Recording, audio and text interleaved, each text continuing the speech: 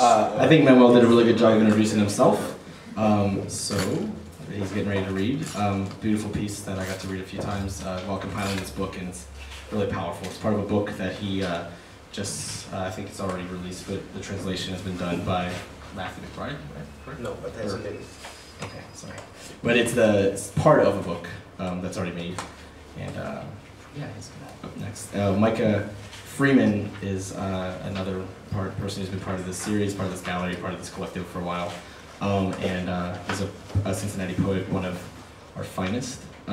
He's releasing pretty soon, he's compiled this enormous book of poetry magazine called Compost. Sorry about this. Compost magazine, which has how many poets? Like 32. 32, and I'm actually one of them, and some other people are in it. So it's kind of it's huge. It's awesome.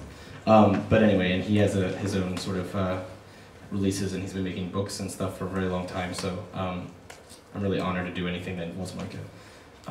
So anyway, they're going to conclude this.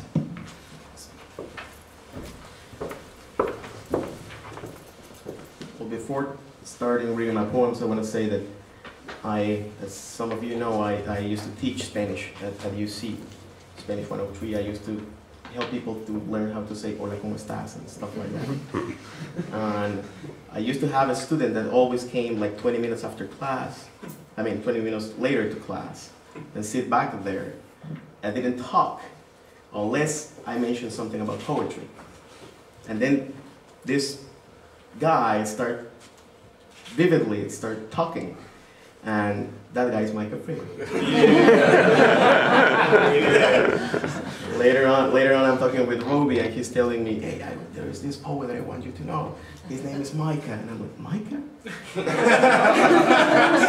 He was not the best student. Is he smart, really? He is a poet. He is very smart, and he is a poet. And thanks, Mike. It's a great honor to know that you know how to say hola, ¿cómo estás? Muy bueno. So this is Parado en el umbral. Corre ve y dile colibrí, estático dentro del halo de su movimiento. Gilberto Owen. Desnudo más tranquilo, permanente. A la mitad de círculos y espinas llega tu nombre calmo, decidido a develarme sus primeras consonantes. Obedeciendo, abro la boca y un chasquido en la mandíbula me dice que ya no voy a poder cerrarla, que va a permanecer como una carcajada en la madera de los mascarones. Vista de frente mi boca es amplia y alta, es una puerta roja y murmurante. Adentro suenan fantasmagorías. Hoy voy a entrar.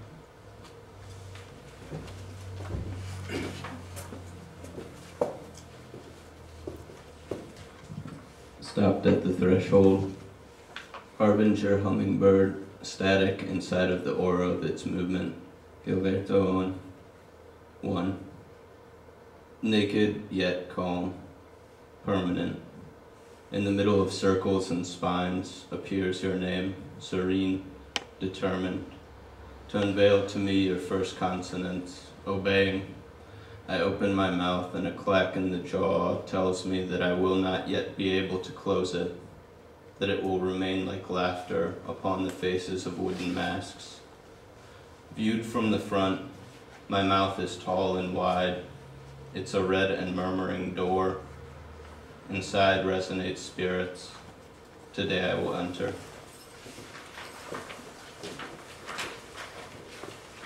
Bajo la comba de mi paladar hace reunión los ecos.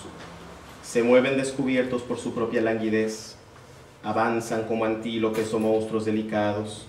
Caminan lentamente para no astillarse, porque los hieren sílabas con filo. Hay un rumor, hay danza. Mi paladar es una comba de sonidos.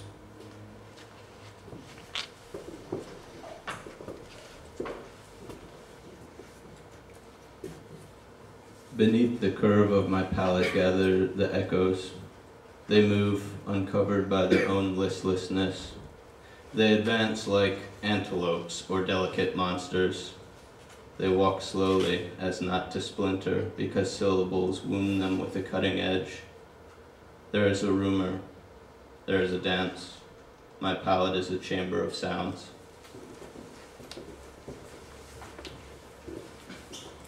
En este sitio los ojos no me sirven y sin embargo sé, presiento, que aquí nada es real.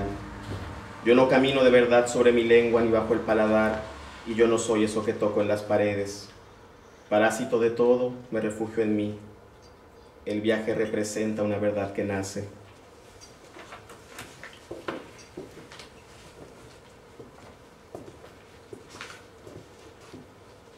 In this place my eyes fail me, and nevertheless I know, I perceive that nothing here is real. I don't really walk about my tongue, nor beneath the palate, and I am not that which I feel on the walls. Parasite of everything, I take refuge in myself. The journey represents the truth of my sound.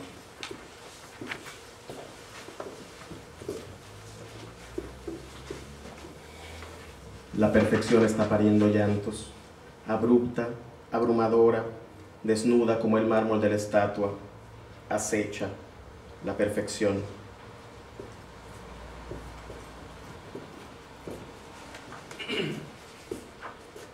The perfection is birthing tears, abrupt, astonishing, naked like the marble of the statue. It lies in wait, the perfection.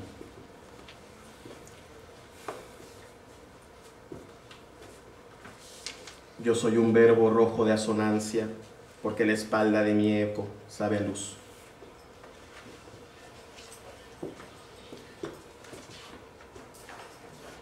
I am a verb red from assonance, because the back of my echoes tastes of light.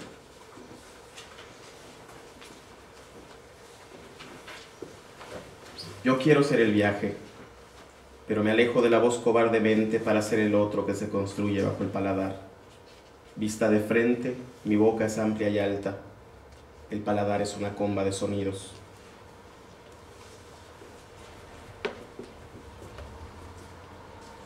I want to be the journey, but I move cowardly away from the voice to be the other that is constructed beneath the palate. Viewed from the front, my mouth is tall and wide. The palate is a chamber of sounds.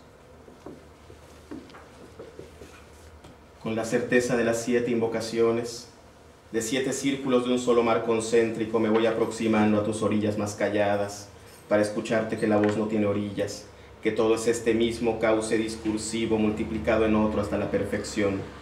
Tú eres el centro sin orillas.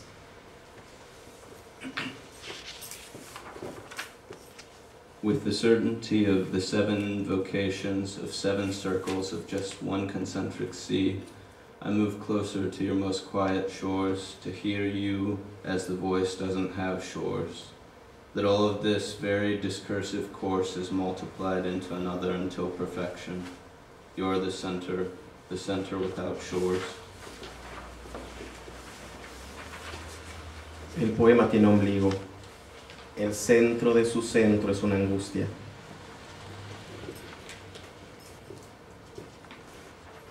The poem has a navel. The center of its center is anguish.